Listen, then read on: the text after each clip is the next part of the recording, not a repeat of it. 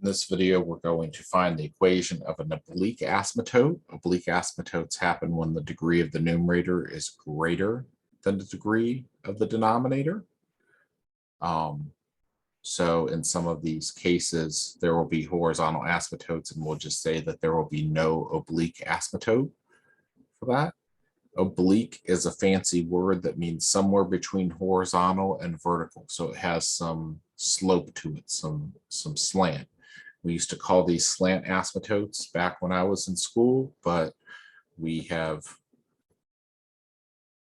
started to use this word oblique instead now in most of the math textbooks. So when we see that the denominator can divide into the numerator because its degree is the degree of the denominator is smaller than the degree of the numerator, we're going to use long division of polynomials. I'm just going to set it up like it's a long division problem from the beginning here.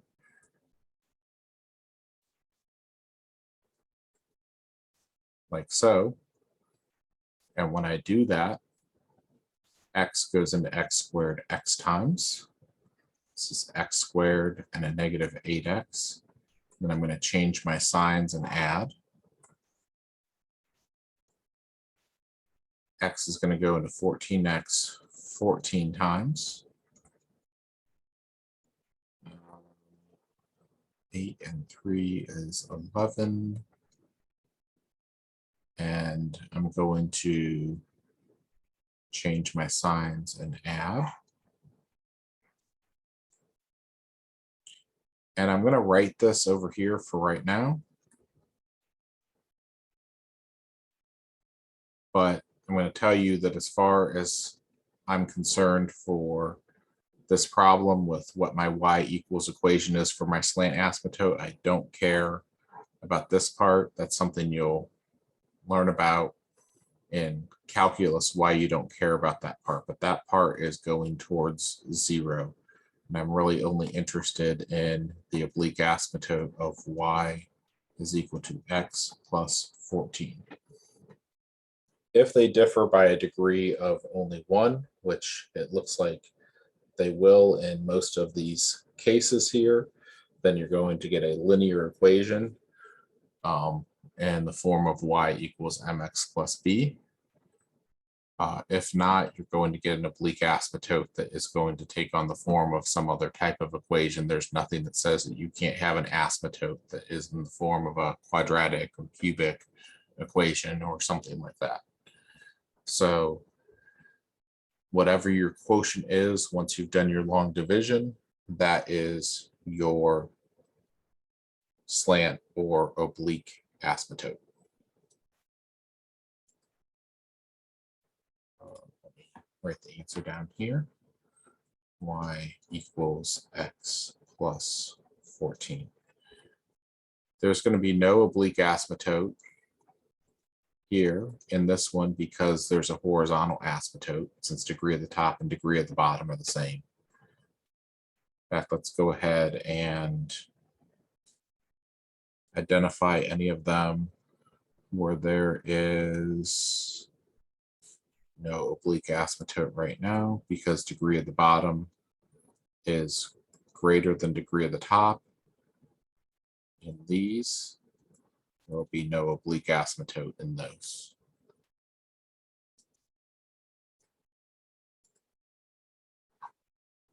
Let's look at number 36 here. X plus 4 is into x squared minus 4x plus 5. X goes into x squared x times. Change my signs and add. X goes into negative 8x, negative 8 times. Change my signs and add. Again, I'm really not concerned with this remainder. So my asymptote is y equals x minus 8.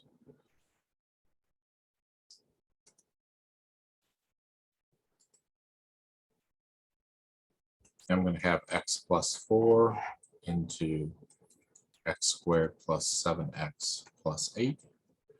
X goes into x squared x times. change my signs and add. X goes into 3x 3 times. Change my signs and add.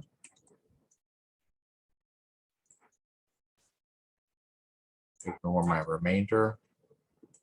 Y equals x plus 3.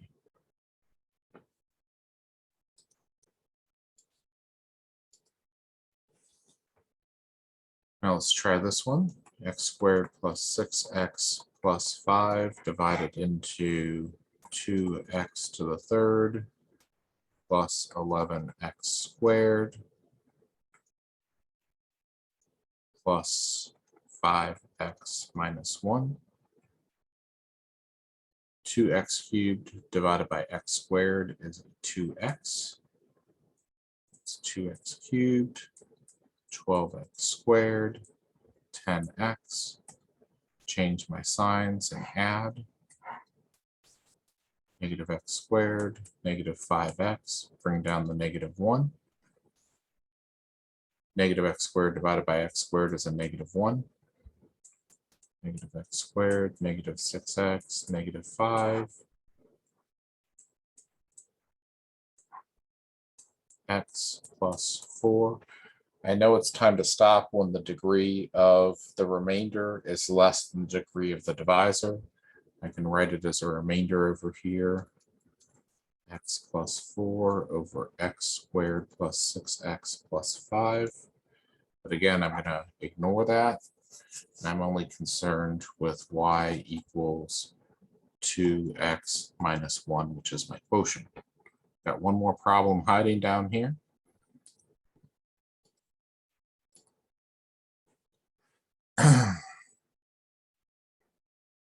Negative 5x minus 4 into 25x to the third plus 40x squared minus 4x minus 8. And this is just an example to show you that there can be a more than a difference of 1 in the degrees, and you can get a oblique asymptote that is quadratic, for instance, in this case. So 25 divided by negative 5 is going to be a negative 5. X cubed divided by x is going to be x squared. So I'm going to put a negative 5x squared of the x squared term. 25x cubed, 20x squared. Change my signs and add. Bring down my next term. 20x squared divided by negative 5x is a negative 4x. It's going to be a 20x squared and a 16x. And I'm going to change my signs. Add. Negative 20x divided by negative 5x is going to be a positive 4. Negative 20x minus 16. Change my signs and add. And the remainder is 8 over negative 5x minus 4. I'd probably pull that negative out front and write this as minus 5x plus 4. But again, that remainder doesn't matter to me. My oblique asymptote here is y equals negative 5x squared minus 4x plus 4. So that was just one example at the end of how you're not always going to have the equation of a line as your oblique asymptote.